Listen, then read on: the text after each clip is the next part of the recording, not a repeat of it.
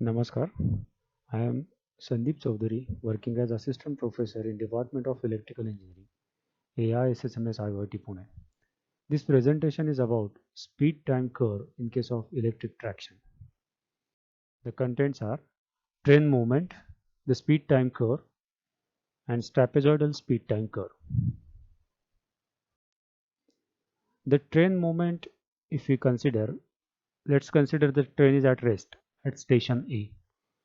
So it is started, it gradually accelerates, it reaches the maximum speed, and when it reaches near to the next station, station B, the braking process starts. Finally, the train reaches the destination, station B, and it stops. So this is in brief about how the train moves from station A to B.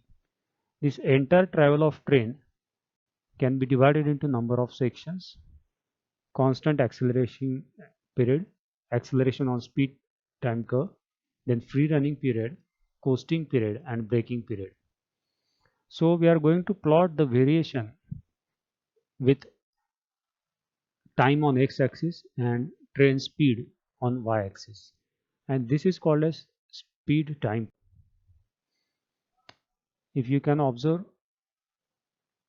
on x-axis we have got time in second, and on y-axis the speed in kmph, kilometers per hour. So the first section from 0 to t1 is constant acceleration. During this period the train accelerates from rest. The curve OA portion represents the constant accelerating period, and it is during the time instant 0 to t1. The current drawn by electric train motor is maintained approximately constant during this initial period, and the voltage across the motor is gradually increased by cutting down the starting resistance which is there initially for motor starting. So this is about the initial constant acceleration. Then comes acceleration on the speed time curve. During the running period from T1 to T2 time instant, the voltage across motor remains constant and the current starts decreasing. This is because the entire resistance is cut at instant T1, and according to the characteristics of the motor, its speed increases with decrease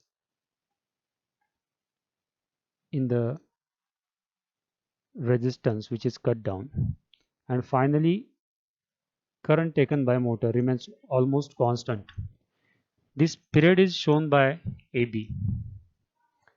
Next section is free running.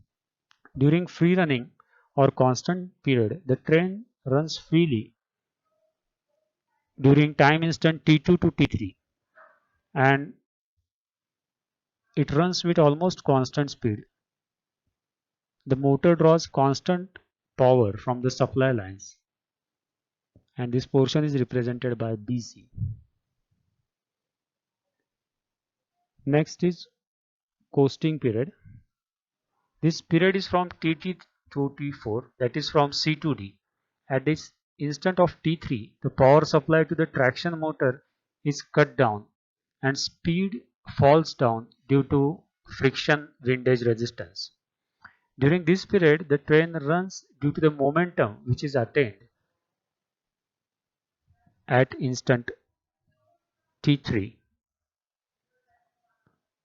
The rate of decrease of the speed during coasting period is known as coasting retardation.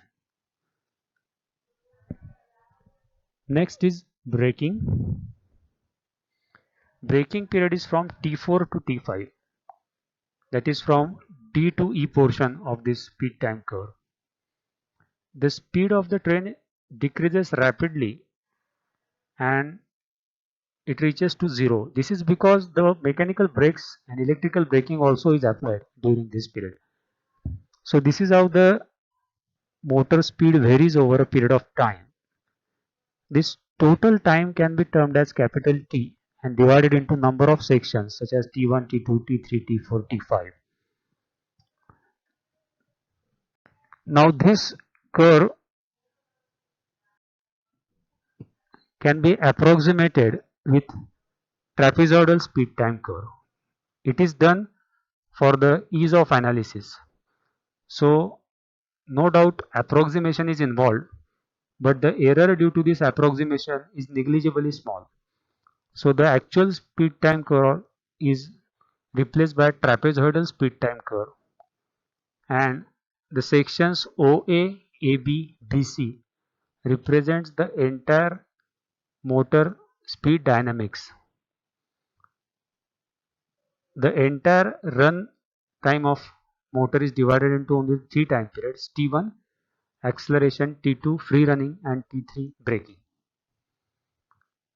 All the analysis is done with respect to trapezoidal speed time curve. So this was about the train movement, the speed time curve, and the trapezoidal speed time curve. For more information, you can log on to www.aissmsiot.org. Thank you.